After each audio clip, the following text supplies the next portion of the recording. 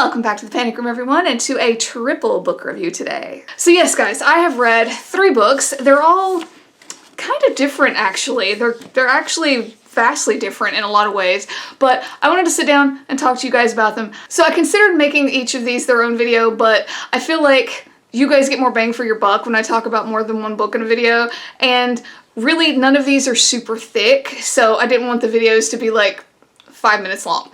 So, let's get started. Alright, first, let's talk about one. Emily Terry sent me this book, and she raves about it, and I completely understand why now, because I finally got around to reading it. It is Ungodly by Braedon?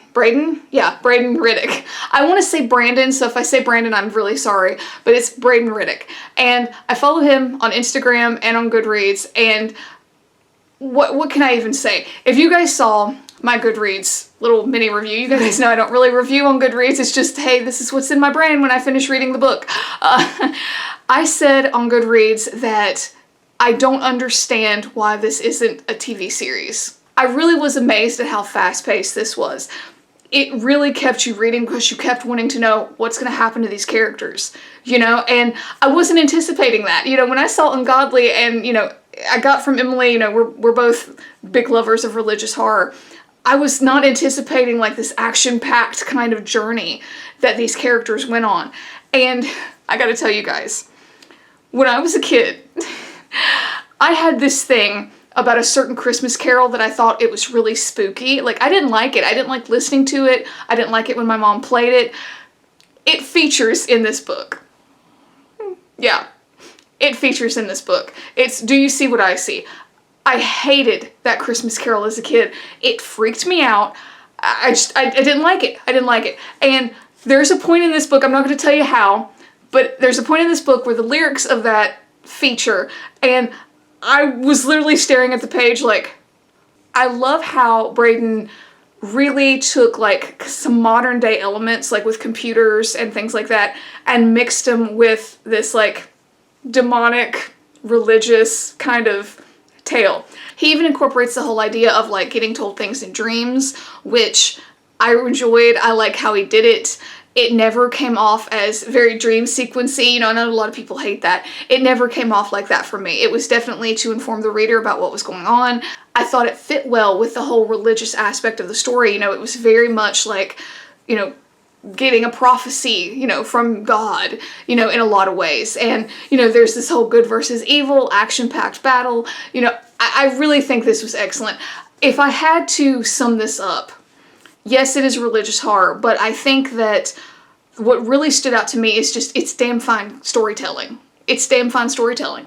It keeps you engaged. It has characters that you want to find out what happens. It has, you know, an intriguing storyline, and it's well done. Bottom line, it's well done. It's very much an example of just damn fine storytelling. So, Ungodly. Okay, and then a little one. This one is only 163 pages. It's called And Then I Woke Up. And just check out that cover. I love that cover. So, I had no idea what I was getting into. I read the back, and I thought this was going to be a lot more like zombie-esque than what it ended up being. And then I'm halfway through the book and I'm like, is this going to be political? You know? And it's all of those things. It's kind of zombie, it's kind of political, but it's also none of those things full force. You guys know I don't do politics. I hate politics. And I will say that this book is such a fantastic, fantastic representation of how you can put forth a political idea and not take sides and just really present like, hey, this is what's happening, this is what's going on. I wish I could really convey to you all, because if you're like me and you don't like politics in your books, I really don't think you're gonna mind this at all. It deals with something that, for me, is really at the core of why I don't like to talk about politics, because I find it very divisive. And for me, the important thing is that we're all human. You know, we all respect each other because we're human. No matter what your choices are, you know, how you choose to live your life, and as long as you are not hurting yourself or other people, I feel like you should be respected for being a human being. And this kind of deals with that, but it puts a hard twist on it. It puts a monstrous twist on it. And it does it wonderfully. Like, if you didn't want to put a political spin on this book, you wouldn't have to.